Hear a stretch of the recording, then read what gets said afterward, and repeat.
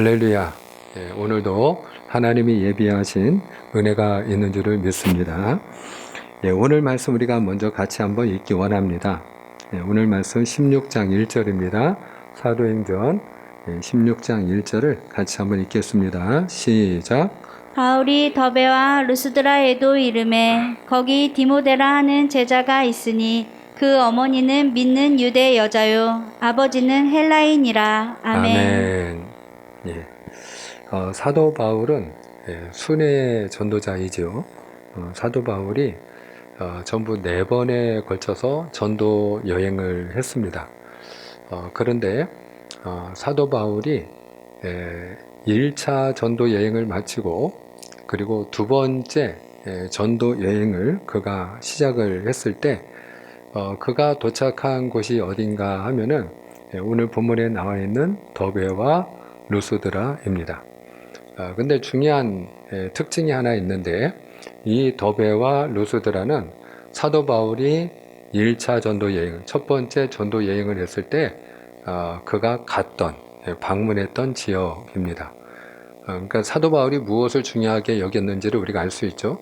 사도 바울은 전혀 새로운 지역에 가서 새로운 사람들에게 복음을 전하고 또 영혼 구원을 위해서 새로운 지역을 개척하는 것도 중요한 일이지만 그보다 그가 더 중요하게 여긴 것 중에 하나는 이미 복음을 들은 성도들이 믿음을 잘 지키고 그들의 믿음이 견고해져서 교회가 든든히 세워지고 또 그 교회를 통하여 성도들을 통하여 계속해서 복음이 전파되는 일, 이 일을 그는 더욱 중요하게 여겼다 하는 사실을 우리가 알 수 있습니다. 그래서 사도 바울은 자기가 처음에 전도했던 지역을 다시 방문을 하게 됩니다. 그런데 루스드라에서 그는 복된 만남을 가지게 됩니다. 우리가 하나님을 믿을 때 하나님 앞에 구하는 여러 가지 복이 있습니다. 그런데 우리가 하나님이 우리에게 주시는 복 가운데 가장 큰 복 중에 하나가 있다면 그건 저는 만남의 복이다, 그렇게 생각을 합니다. 만남의 복. 부모님도 잘 만나야 되고요. 또 친구도 잘 만나야 되고요. 무엇보다 우리가 배우자를 또 잘 만나야죠. 또 스승을 잘 만나는 것도 중요하고요. 그리고 영적 지도자를 잘 만나는 것도 중요한 것 같아요. 중요한 것은 오늘 사도 바울이 믿음의 동역자를 만나게 됩니다. 믿음의 동역자. 그 믿음의 동역자의 이름이 누구예요? 오늘 디모데입니다. 디모데. 이 디모데는요, 사도 바울이 내가 믿음으로 낳은 참 아들이다, 이렇게 일컬은 사람이에요. 그러니까 사도 바울이 자기 아들처럼 아끼고 사랑했던 제자. 그만큼 디모데는 하나님 앞에 충성된 일꾼이었고요. 사도 바울에게 아들로 여겨질 만큼 그렇게 귀하게 쓰임받는 제자가 디모데였습니다. 근데 그 디모데를 어디에서 만났다고요? 루스드라. 근데 이 루스드라는 사도 바울이 잊을 수 없는 지역이에요. 왜냐하면 이 루스드라에서 처음에 복음을 전할 때 안진뱅이를 일으켰거든요. 태어나서 한 번도 걸어본 적이 없는 안진뱅이를 사도 바울이 일으켰어요. 물론 그를 일으키신 분은 예수 그리스도이십니다. 그러나 분명한 것은 그 이름을 사용한 사람은 사도 바울이거든요. 사도 바울이 예수님의 이름으로 명령할 때 발과 발목에 힘을 얻고 안진뱅이가 벌떡 일어나는 놀라운 기적이 바로 이 루스드라에서 있었어요. 그래서 그 루스드라의 제우스를 섬기는 사람들이 이 사도 바울과 바나바가 말하자면 신이 이 땅에 내려왔다. 그래서 바나바는 잘생겼기 때문에 제우스라고 생각을 하고 또 이 바울은 말을 잘하는 사람이었기 때문에 허메라고 생각을 하고 그리고 이 바울과 바나바에게 송아지와 화환을 가지고 와서 그들이 제사를 드리려고 했던 것이 또 이 루스드라입니다. 근데 그게 전부가 아니고 우리가 그 호사다마라고 좋은 일이 있으면 또 안 좋은 일도 만나는 게 인생 아니겠어요? 바로 이 루스드라에서 사도 바울이 돌에 맞아 죽을 뻔한 곳이기도 합니다. 유대인들이 이 사도 바울이 예수님을 증거하고 복음을 전하니까 그 마음에 시기가 가득했어요. 유대인들이 그 마음에 시기하는 마음을 가지고 당시 그 유대 지도자들이 예수님을 십자가에 못 박았던 것처럼 유대인들이 이 사도 바울을 시기하는 마음을 가지고 그 먼 지역에서부터 당시에 그 BCD 안디옥이라든지 이고니온으로부터 루스드라에 와가지고 그들이 사도 바울을 돌로 쳤어요. 그래서 사도 바울이 말 그대로 의식을 잃고 쓰러졌어요. 의식을 잃고 쓰러진 그 사도 바울이 죽은 줄 알고 이 유대인들이 갖다가 버렸거든요. 성 밖에다가 내다 버렸어요. 일종의 말하자면 종교재판을 한 거예요. 그런데 사도 바울이 성 밖에 버림을 받았을 때, 그가 내던져졌을 때 그의 주변에 그를 둘러서서 지켜보고 있던 제자들이 있었어요. 그 제자들 가운데 한 사람이 누구였느냐? 바로 디모데라는 거예요. 디모데. 그러니까 오늘 사도 바울이 루스드라에서 디모데를 제자로 얻게 되는데요. 이 만남의 복은 오늘 첫 만남이 아니고 사도 바울이 이미 1차 전도 여행 때 복음을 전하고 그가 돌에 맞으면서도 그리스도를 증거하여 그 당시에 주 예수를 믿은 제자가 누구였다? 디모데였다 하는 것을 우리가 알 수 있어요. 이 사실에서 저는 우리의 수고가 헛되지 않다 하는 사실을 배우게 됩니다. 우리의 수고가 어떠하다고요? 헛되지 않다. 한번 따라합시다. 우리의 수고가 헛되지 않습니다. 왜 그러냐면요. 스데반 집사가 돌에 맞아 순교를 했잖아요. 그런데 스데반 집사의 그 죽음이 헛되지 않은 것은 스데반 집사가 돌에 맞을 때 그 자리에 누가 있었죠? 예, 사도 바울이 있었어요. 그러니까 스데반이 죽음으로 사도 바울이 태어나게 되죠. 예. 오늘 우리가 알고 있는 그 사도 바울이 바로 그 스데반 집사의 그 죽음을 통해서 태어나게 됩니다. 그리고 이 사도 바울이 돌에 맞을 때 누가 있었다고요? 디모데가 있었어요.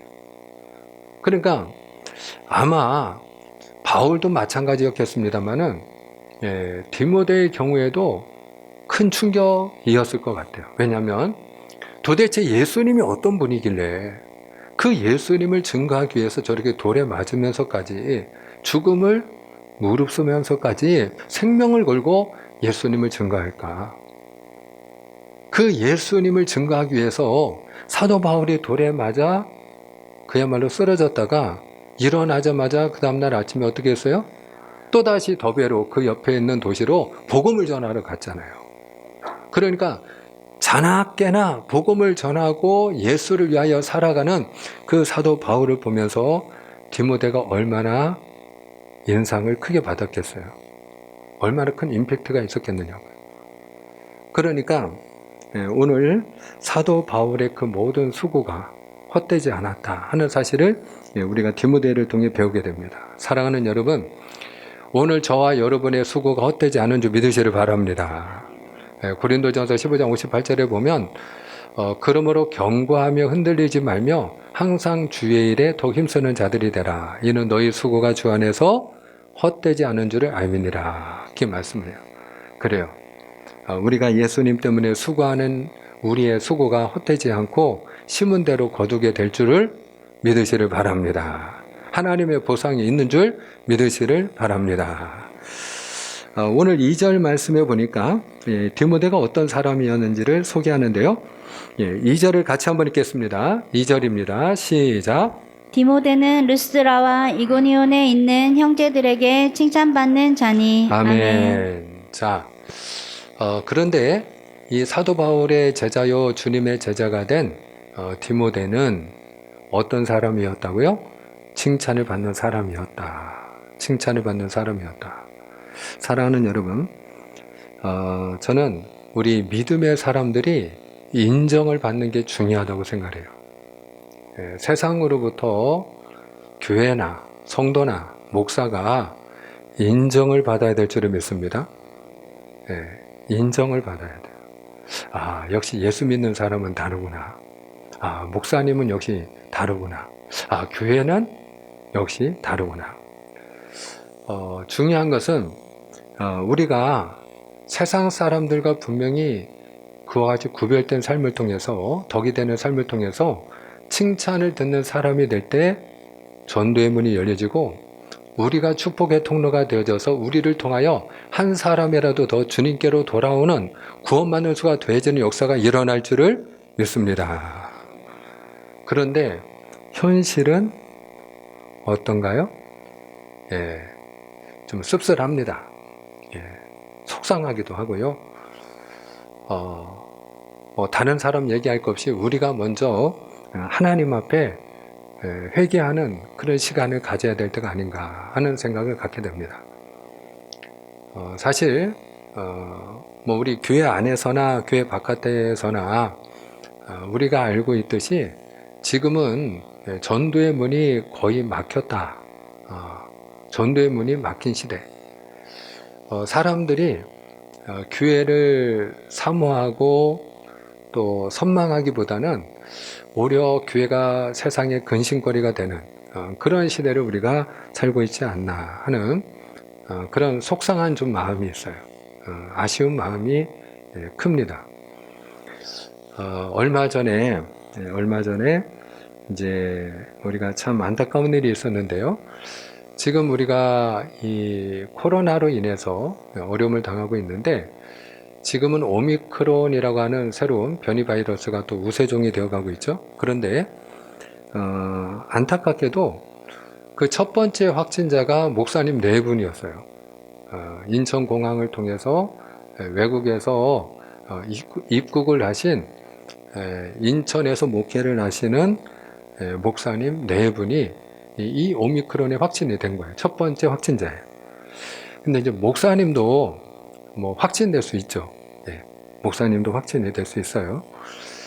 그런데 우리의 마음을 상하게 했던 일은 무엇인가 하면은, 그 첫 번째 확진자가 된 것도 사실은 목사 입장에서는 죄스러운 마음인데, 얼마나 그게 죄송한 일입니까? 그런데 그 목사님 4분이 거짓말을 했어요. 본인들이 입국장에 들어와서 집으로 이동을 할 때 방역 택시를 탔다고 거짓말을 했어요. 근데 사실은 이 목사님 4분이 자기가 평소에 알고 있던 그 지인의 차를 이용했는데, 본인들이 그 방역 지침을 지키지 않았던 거예요. 그러니까 방역 지침을 지키지 않으면 벌금도 내야 되고 불이익을 당할 수 있잖아요. 그러니까 아마 겁이 나서 거짓말을 했던 것 같아요. 문제는 그 지인의 차를 이용했는데 그 지인이 또 확진이 되고, 그리고 방역 당국이 알지 못하는 동안에 교회에서 또 다른 사람에게 확진을 시키고, 그리고 N차 감염이 계속 일어나서 지역사회에 확산되는 그런 물꼬가 터졌다는 거죠. 그리고 이 사실은 전국적으로 방송을 통해서 알려졌고 SNS를 통해서 알려졌어요. 아마 이 자리에 계신 여러분들 가운데도 상당수의 여러분이 그 사실을 알고 계실 거예요. 같은 목사로서 얼마나 부끄러운지요. 제가 목사라는 사실이 얼마나 부끄러운지. 그리고 너무 속이 상했어요. 왜냐하면 또 전도의 문이 막히겠구나. 전도하기가 더 어려워지겠구나. 또 사람들이 교회에 실망을 하겠구나. 처음에는 그나마 조금이라도 위로를 받고자 혹시 이단에 속한 목사님인가? 이런 마음도 있었어요. 근데 그분은 정통 교단에 속한 목사님이었어요. 중요한 것은 우리가 적어도 세상 사람들로부터 존경은 받지 못한다 할지라도 인정받을 수 있는 삶을 살아야 될 줄로 믿습니다. 그 마태복음 5장 16절에 보니까 이같이 너희 빛을 사람 앞에 비치게 하여 저희로 너희 착한 행실을 보고 하늘에 계신 너희 아버지께 영광을 돌리게 하라 말씀하고 계세요. 그러니까 우리가 착하게 살아야, 적어도 여러분 착한 사람은 어떤 사람, 법을 지키는 사람이 착한 사람이죠. 불법을 행하는 자가 착하다고 말하진 않잖아요. 법을 지키지 않는 사람을 우리가 착한 사람인데 그렇게 말하진 않잖아요. 또 적어도 우리가 정직해야 되잖아요. 거짓말을 잘하는 사람, 밥 먹듯이 입만 열면 거짓말하는 사람, 그런 사람 우리가 착하다고 말하지는 않잖아요. 오늘 디모데는요, 칭찬을 듣는 사람이었는데 디모데가 왜 칭찬을 들었느냐? 디모데 후서 1장 5절에 보면요, 사도 바울이 이 디모데를 한마디로 어떤 사람이라고 평가를 내리느냐 하면은 거짓이 없는 믿음의 사람, 이렇게 평가를 해요. 거짓이 없는 믿음의 사람. 한번 따라합니다. 거짓이 없는 믿음. 그래요. 거짓이 없는 믿음이라는.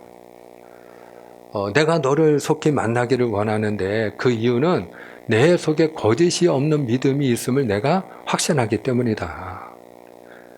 적어도 디모데는 거짓이 없는 믿음의 사람이었다라는 거예요.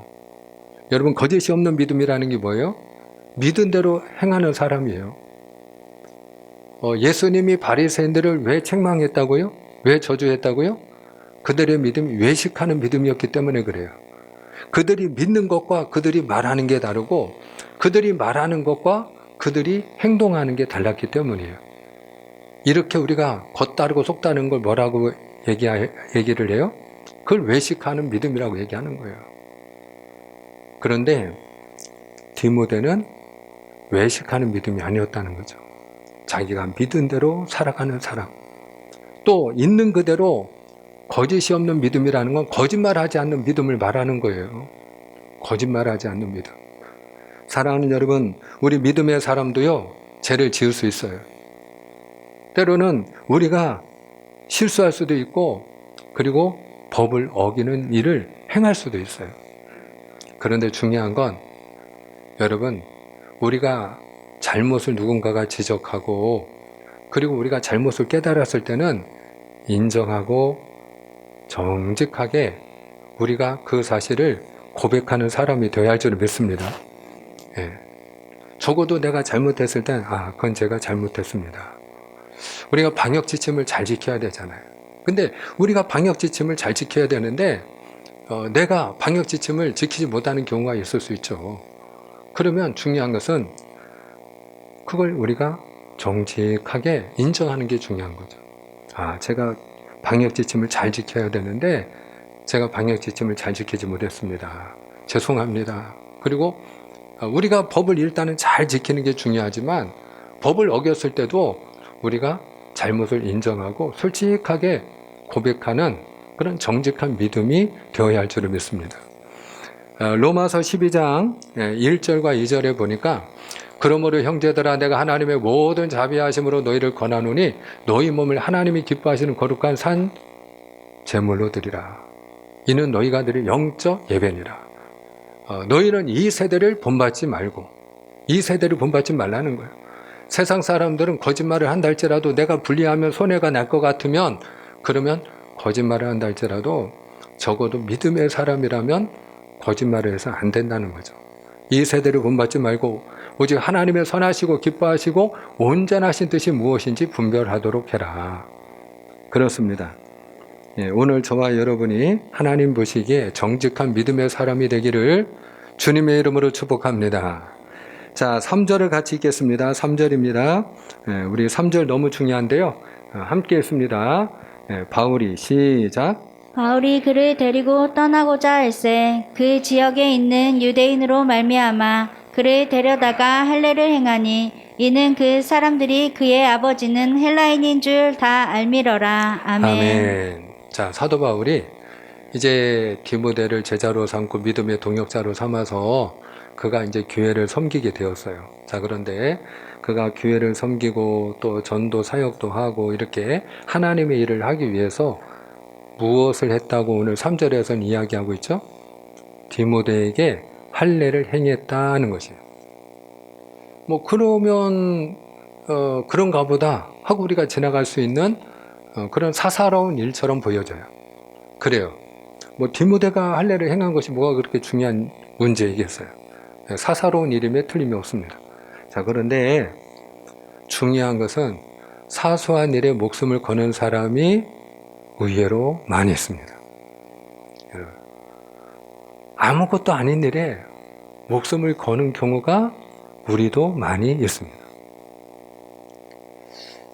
다른 사람과 나의 생각이 다를 때 내 생각을 접고 내 생각을 내려놓는다는 것이 그렇게 쉬운 일만은 아닙니다.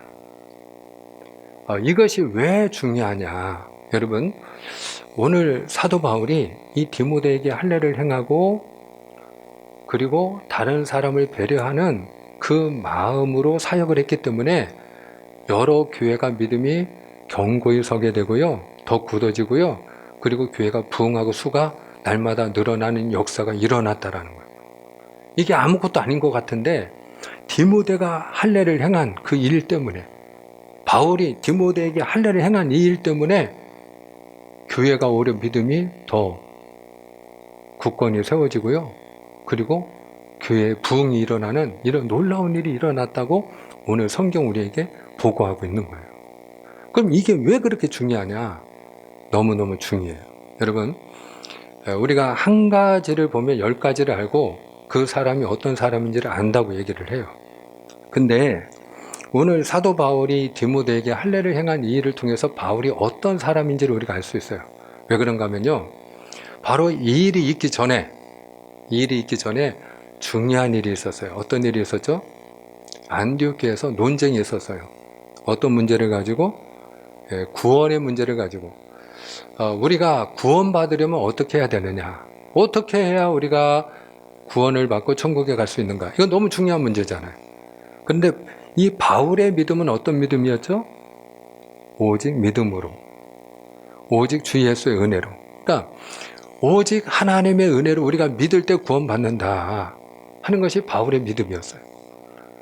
그리고 바울이 전한 복음이었어요. 그런데 여러분, 다른 사람들도 있었어요. 그 안디옥 교회에 유대인이면서 예수를 믿은 그리스도인들 중에는 무엇을 주장했죠? 아니, 할례도 받아야 돼. 예수를 믿어야 구원받는 건 맞는데 예수 믿는다고 다 구원받는 게 아니고 무엇을 해야만 구원을 받는다고요? 할례를 받아야 된다. 왜 유대인들은 그런 생각을 했을까요?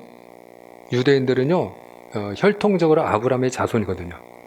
근데 아브라함의 자손인 유대인들이 자기들이 구원받은 표시, 우리가 적어도 하나님께 선택받고 구원받은 하나님의 백성이라고 하는 표시를 그들은 무엇으로 구분을 했느냐면은 할례입니다. 할례.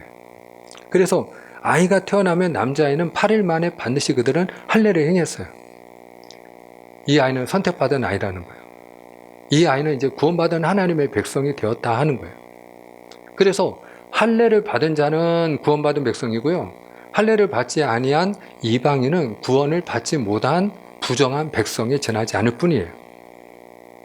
그러니까 예수를 믿어도 할례는 받아야 돼, 안 받아야 돼? 유대인의 입장에서는 받아야 되는 거예요. 이거는 무조건 받아야 돼. 남자는 무조건 할례를 받아야 구원받은 백성이 되는 거야. 그런데 여러분, 복음은 우리가 언제 구원을 받아요? 할례를 행해야 구원받는 거예요? 아니죠. 예수님을 믿기만 하면 구원받는 줄 믿으시를 축원합니다. 따라합니다. 예수님을 믿으면 구원받습니다. 할렐루야. 그래서 예루살렘 교회에 내려가서 그 문제를 깔끔하게 정리했잖아요. 사도 베드로와 야고보 장로가 너희가 이방인들이 하나님께로 돌아오는 그 일에 거치는 자가 되지 말아라. 그들이 하나님께 돌아오는 일에 괴롭게 하는 자가 되지 말아라. 그리고 권면하는 말도 했잖아요. 그러면 여러분, 사도 바울이 굉장히 강한 사람입니다. 소신이 분명한 사람이에요.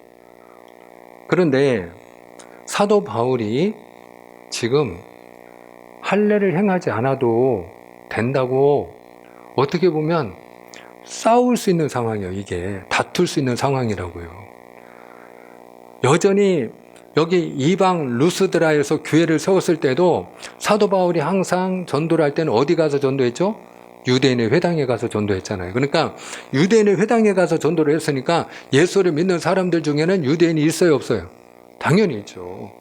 그러니까 유대 그리스도인들이 사도 바울이 복음을 전한 지역, 그 교회를 세운 지역에는 유대 그리스도인들이 항상 있었어요. 그런데 이 사람들은 본토에 있는 사람들과 생각이 다르지 않아요. 이 사람들은 여전히 그래도 하는 거예요. 이 그래도가 아주 어려워요. 이 그래도가 굉장히 힘듭니다. 아무리 복음적으로 이야기를 해도 그래도 그러면 이게 참 어려워지는 거예요. 예? 그래도 할례는 받아야 구원받는 거지 하는 마음이 있는 거예요. 그러니까 그런 유대 그리스도인들을 섬기고 교회가 그 문제로 인해서 또 분열되고 또 다투고 싸우고 그리고 나누어지는 일이 일어나지 않으려니까 사도 바울이 어떻게 해요? 본인의 생각으로는 할례는 중요하다, 중요하지 않다. 중요하지 않아. 그냥 예수 믿으면 구원 받는 거예요. 할렐루야. 전혀 상관이 없어요. 그럼에도 불구하고 지금 사도 바울이 디모데에게 어떻게 했다고요? 할례를 행했다는 거예요. 무엇 때문에? 따라합니다. 하나님의 영광을 위하여.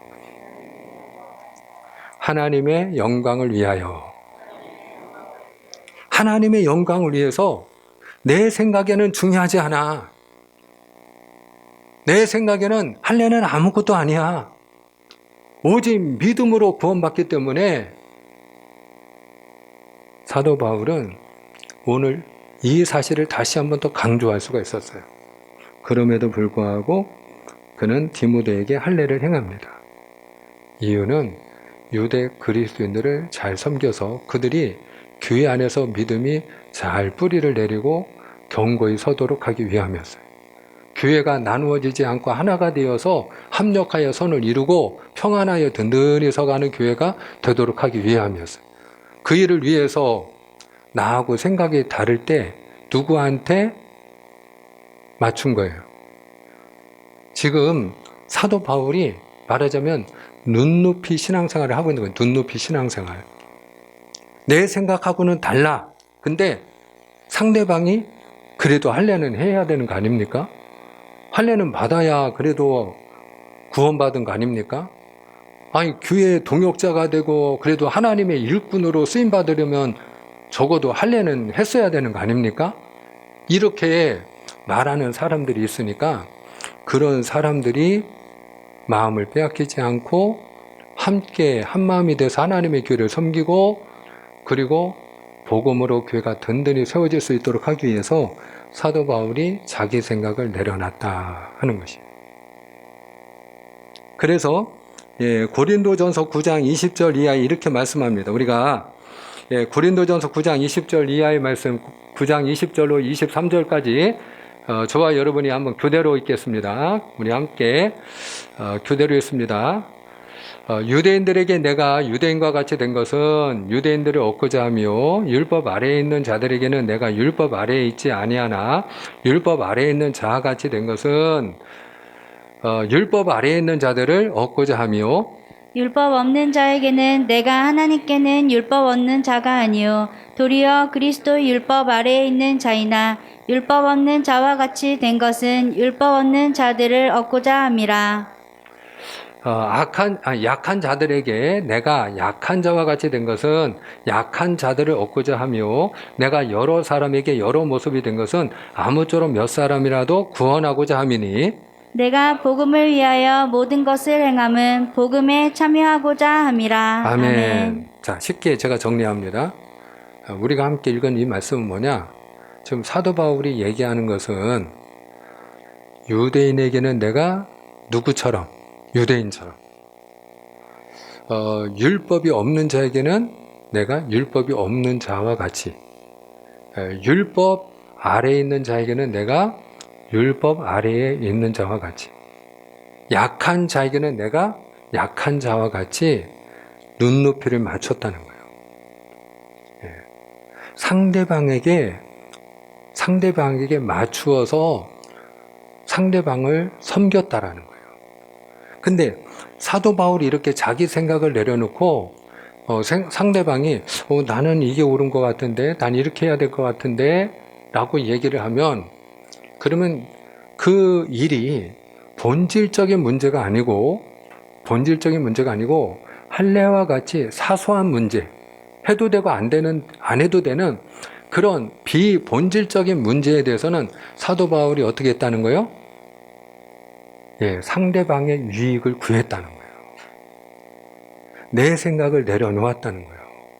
그렇게 한 이유가 무엇이라고요? 아무쪼록. 오늘 22절을 보여주세요. 22절 여러분 아랫줄 결론이 뭐예요? 아무쪼록 몇 사람이라도 구원하고자 함이라. 한 사람이라도 더 구원하려고. 한 사람이라도 더 구원하려고.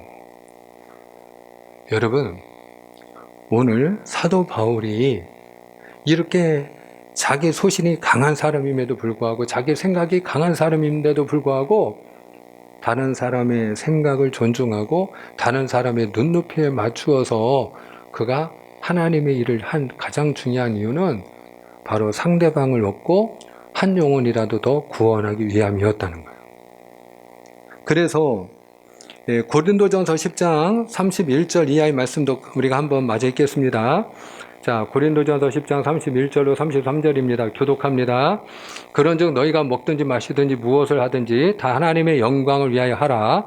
유대인에게나 헬라인에게나 하나님의 교회에나 거치는 자가 되지 말고 나와 같이 다 같이 나와 같이 모든 일에 모든 사람을 기쁘게 하여 자신의 유익을 구하지 아니하고 많은 사람의 유익을 구하여 그들로 구원을 받게 하라. 아멘. 이 이야기가 왜 나왔느냐? 자, 오늘 말씀을 맺으려고 하는데요. 그 4절에 보면, 읽지는 않지만 4절에 보면 사도 바울이 이방인들에게 복음을 전할 때에 예루살렘 교회에서 정한 규례를 그들에게 지키게 했다는 거예요. 그러면 그 예루살렘 교회에서 정한 규례가 뭐냐? 크게 두 가지인데요. 첫째는 우상의 제물을 먹지 말라는 거예요. 우상의 제물을 먹지 말라는 얘기는 우상 숭배하지 말라는 거예요. 두 번째는 뭐냐? 두 번째는 음행하지 말라는 거예요. 음행하지 말아라. 이 두 가지를 하나의 규례로 정해서 적어도 우리가 믿음으로 구원받지만 구원받은 믿음을 가진 사람이라면 이 두 가지는 하지 말아야 된다.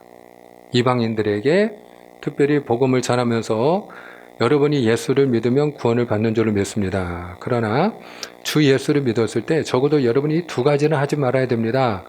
우상을 숭배하지 마세요. 그리고 음행하지 마세요. 이 두 가지를 가르쳤다는 거예요. 이 두 가지에 대해서는 타협을 했다 안 했다? 타협을 하지 않았어요. 이거는 본질적인 문제이기 때문에. 요게 무너지면 예수님을 믿는다고 하면서도 그들이 우상을 숭배하거나 음행을 저지르거나 하면 믿음을 지킬 수가 있어요, 없어요? 믿음이 무너지기 때문에 이건 본질적인 문제이기 때문에 이 중요한 규례이기 때문에 이 원칙에 대해서는 타협하지 않았어요. 근데 할례의 문제에 대해서는 이거는 해도 되고 안 해도 되는 문제이니까, 그러니까 사도 바울이 이와 같은 경우에는 본인이 자기 생각을 내려놓고 디모데에게 할례를 행하게 했다라는 거예요. 그런데 이 우상의 제물을 먹지 말라고 할 때 사도 바울이 중요한 이제 원칙을 강조하면서 너희가 주님의 식탁과 귀신의 식탁을 겸하여 할 수 없느니라 이렇게 가르쳐요. 그러니까 주님의 식탁은 성만찬을 말하는 거예요.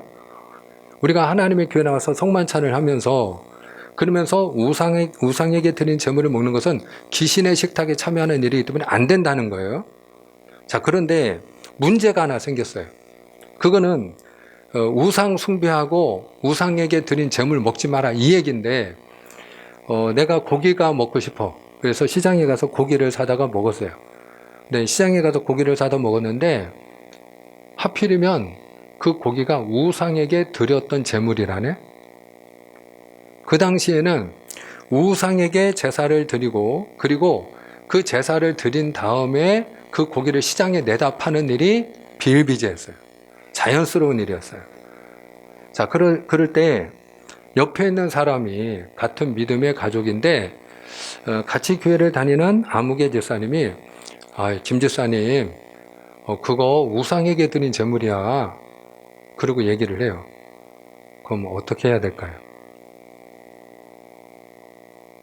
자, 지금 나는 그 고기를 먹고 싶어서 어디서 샀다고요? 시장에서. 내가 그 재물을 우상에게 드린 재물이다 아니다? 아니야. 난 시장에서 샀어. 내가 먹으려고 산 거야. 그리고 내가 먹으려고 하는데 옆에 있는 사람이 그거 우상의 재물인데 이렇게 얘기를 해요. 그럴 때 어떻게 해야 될까? 본인은 그냥 하나님이 주신 음식으로 알고 내가 우상에게 숭배한 것이 아니기 때문에 먹어도 되지만 바울의 결론은 뭐냐? 그를 위하여 먹지 말라는 거예요. 그것을 알게 한 사람은 왜 알게 했을까요? 그 얘기를 왜 했을까요? 먹지 말라고 그 얘기 하는 거예요. 나는 먹어도 된다고 생각해. 근데 다른 믿음의 가족은 그거 먹으면 안 되는데 먹지 말랬는데 그리고 얘기해. 그러면 누가 옳으냐를 가지고 싸우라는 거예요? 아니야. 그거 시비를 따지지 말고 그냥 먹지 말라는 거예요. 내가 순댓국을 좋아해. 근데 성경에 보면 피를 먹지 말라고 했는데 그리고 얘기를 하는 사람이 있어. 그러면 누가 옳으니 그러니 어떤 게 성경적으로 옳은 것인지 싸워야 돼요? 싸우지 말라는 거예요. 그런 거 가지고.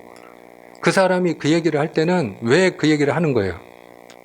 그냥 안 먹었으면 해가지고 본인은 먹기 싫으니까 그 얘기 하는 거야. 그러면 나는 좋아하고 나는 먹어도 된다고 생각하지만 그를 유익하게 하기 위하여 어떻게 해요? 먹지 말라는 거예요. 그런데 내가 하나님 앞에 모든 음식은 하나님이 주신 음식이라고 하는 믿음이 있기 때문에 그냥 개인적으로 시장에서 비록 우상에게 드리는 재물이라 할지라도 내가 그걸 알고 있어. 그걸 알고 있다 할지라도 하나님이 주신 것으로 알고 본인이 먹는 것은 그거는 아무 문제가 없다는 거예요. 그래서 사도 바울이 무엇을 먹든지 마시든지 무엇을 위하여 하라? 기준은 하나님의 영광을 위하여. 할렐루야. 하나님의 영광을 위하여. 너가 어떤 일을 결정할 때, 판단할 때, 무엇을 먹거나 마시거나 어떤 일을 할 때 중요한 건 하나님의 영광을 위하여 하라는 거예요. 그래서 하나님의 영광을 위하여 너희가 거치는 자가 되지 말고 모든 사람을 기쁘게 하는 자가 되고 많은 사람을 유익하게 하는 자가 되어서 모든 사람을 어떻게 하라는 거예요? 아무쪼록 몇 사람이라도 더 구원하는 사람이 되라. 그렇게 말씀하고 있는 줄 믿습니다. 사랑하는 여러분, 오늘 그 결과로 오늘 본문 5절을 같이 한번 읽겠습니다. 자, 사도 바울이 이와 같이 상대방을 배려하고 그리고 상대방의 유익을 구하며 하나님 주신 사명을 감당했을 때 어떤 결과가 나타났느냐? 자, 5절을 함께 했습니다. 이에 시작. 이에 여러 교회가 믿음이 더 굳건해지고 수가 날마다 늘어가니라. 아멘. 그렇습니다. 나와 생각이 다르면 무조건 틀린 게 아니고 또 어떤 경우에도 내 생각대로 해야 되는 것이 아니고 어떤 분들의 경우는 내가 주장하고 내가 말하고 내가 제안했는데 안 받아주면 그럼 너희들이 알아서 해. 그럼 나는 몰라. 그럼 나는 빠질게. 그건 나하고는 상관없는 일이야. 왜 상관없는 일이 하나님의 일인데. 하나님을 사랑하잖아요. 하나님을 믿고 섬기는 사람이잖아요. 근데 하나님의 일인데 왜 나하고 상관이 없는 일이에요, 그 일이. 여러분, 오늘 저와 여러분이 아무쪼록 몇 사람이라도 더 구원하기 위해서 나하고 생각이 다를 때 중요한 건 우리가 한 가지는 구분을 해야 돼. 이게 본질적인 거냐, 비본질적인 거냐. 그리고 그 문제가 사소한 문제, 우리가 목숨을 걸고 싸워서 지켜야 될 문제가 아니라면, 복음의 문제가 아니라면, 그렇다면 어떻게 해라? 양보하라는 거예요. 내 생각을 내려놓으라는 거예요. 상대방의 유익을 구하라는 거예요. 그러면 하나님의 교회가 더 든든히 세워지고 그리고 날마다 구원받는 수가 더해지는 하나님의 교회가 될 줄을 믿습니다. 기도하겠습니다.